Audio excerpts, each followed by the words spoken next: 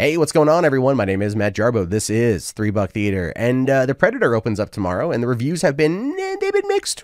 I've seen a lot more good than I've seen bad, but I've heard it's also kind of a muddled film, which I feel like ever since Kiss Kiss Bang Bang, when that came out 13 years ago, Shane Black has kind of been a little bit on the, I don't know, his movies, I enjoyed Iron Man 3, but it had a couple problems.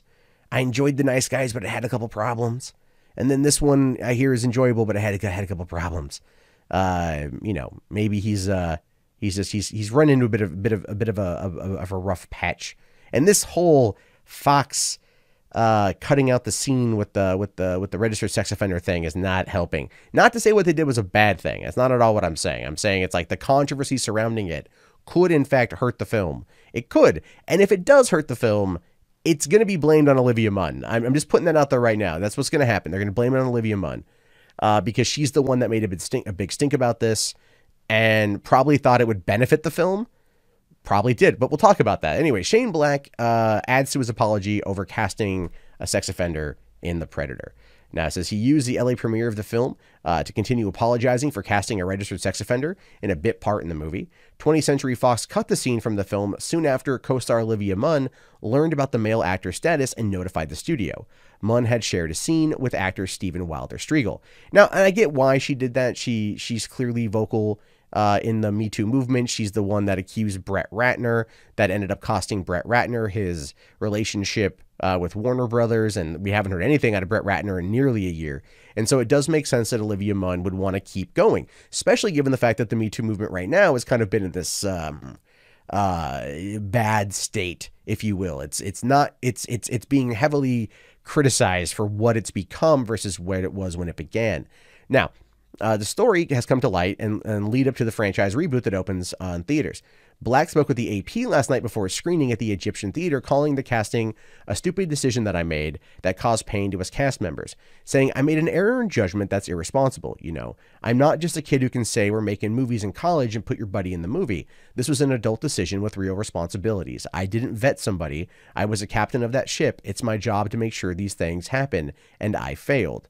Now, that's true. He did. His job when it comes to casting is he cast his friend in this bit role. He was misled by his friend as a result of the situation, which I believe is true. I think the guy downplayed the conviction, and I think he downplayed what he did.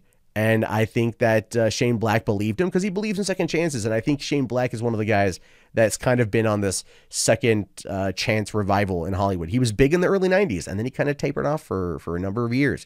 We didn't hear out of Shane Black again until 2005 with Kiss Kiss Bang Bang, and that became like a cold hit. So I totally understand that. And I'm not, look, I when I talk about this whole thing, I'm not trying to shame Olivia Munn. I'm not trying to do anything with that. But what we have to talk about here is the fact that the movie itself, it's now attached to this. And that story has now taken over the conversation surrounding the film, and that can have a negative impact. This movie is meant for action fans. It's an action movie. It's a reboot of a beloved franchise. It doesn't have any aliens in it. The last time we saw a Predator film was 8 years ago with the Robert Rodriguez produced film, which, by the way, is actually really solid. If you haven't seen it, I recommend it. And that's the whole thing is now this story, the movie, is about this particular scene that's now been cut and the response that Olivia Munn had. And the fact that Olivia Munn was at Toronto International Film Festival and actors were canceling screenings or canceling interviews with her, and she felt like she was left out in the cold. And I understand her position on that. But the actors also are trying to not get drug into this controversy. And it's a big problem right now. That's why we saw a lot of people out there that were just like, Sterling K. Brown and Boyd Holderbrook, whatever his name is.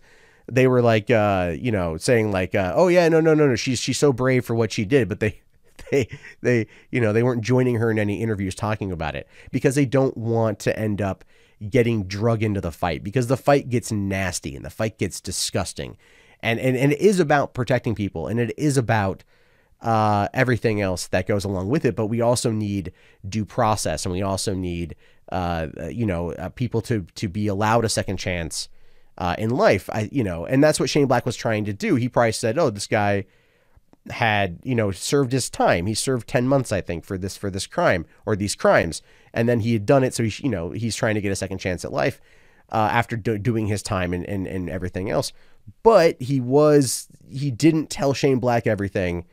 And then Shane Black didn't look into it any further. And then somehow Olivia Munn found out, and then she took it to Fox, and then Fox was trying to figure out what to do. And they were silent for a couple days.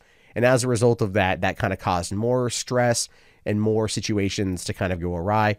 But like, that's the whole point I'm trying to get to here, is because of the publicized nature of this and how Munn has gone out there and criticized the studio and criticized the director. She hasn't criticized the film, but you might as well that if it doesn't do well, there's going to be a lot of people out there that are going to blame it on her.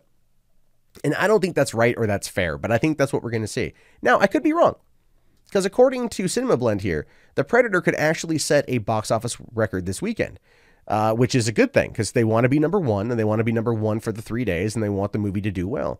So it says here, Predator as a franchise has been successful at the box office, but the brand new installment might leave them all in the dust. Current box office estimates are that The Predator will see an opening weekend total somewhere between 25 and 50 million. Even at the low end estimate, a $25 million opening weekend will be the best in franchise history, sneaking ahead of 2010's Predators, which currently holds the record. Okay, so I mean, I know Dirk Libby here and Cinema Blend are trying to play it up. 25 million in September is not a bad thing. It's not. It's traditionally the slowest month of the year when it comes to films. Everyone's back in school. It's the first, you know, summer's winding down, fall is ramping up. Everyone's getting ready for what's coming down the pipeline. So I completely get that. I completely understand that. But 25 to 50 million is a pretty widespread, actually, if you think about that. So if the movie does 25 million or lower, we're going to start seeing a lot of like, the Predator crashes and burns. We're going to see all those headlines. Now, the question will be whether or not middling review scores had anything to do with it, or if it's going to be the controversy surrounding this particular scene. And if they start, and the thing is, if the movie bloggers start changing the narrative and attacking Shane Black and attacking the misstep here in hiring his friend, that's gonna shift it away from the movie itself, and that's gonna shift it away from the studio. And who knows, Fox might sit there and just go, yeah, no, it's all Shane Black's fault, and put it all on him. And I hope not. I hope the movie does well. I hope it grosses more than 25 million. I'm gonna try to go see it if I can. And I hope that the movie does well, because from what I have heard, the people who I know who have seen it enjoyed it more so than not. And yeah, but I really hope the movie doesn't get bogged down by the controversy. I'm hoping that the movie gets actually does well on its own merits, because I think that's where people need to still go and take it, is the film needs to be judged on its own merits, not the mishap of casting a friend who had lied to the director. And of course, then the controversy for people not wanting to engage in Me Too. And the reason why I'm bringing it up is because I feel that the Me Too movement absolutely still needs to be held accountable for a number of things. And I think people, given the ferocity of how it went last year, we're kind of seeing still a fallout from that. And we're still seeing people not wanting to engage because they don't want to be drug into this fight. And that's kind of where we are. Anyway, those are just my thoughts on this one. I'm curious to know yours. Let me know if you made it this far in the video. If you want to comment, let me know. Just put Predator in the chat, so I just know you made it this far.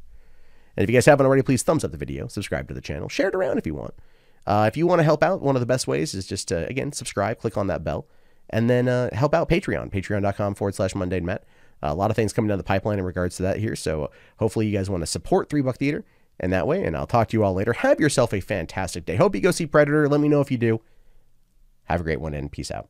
If you enjoyed this video, please consider becoming a patron today for just $1 per month over at patreon.com/mundanemat.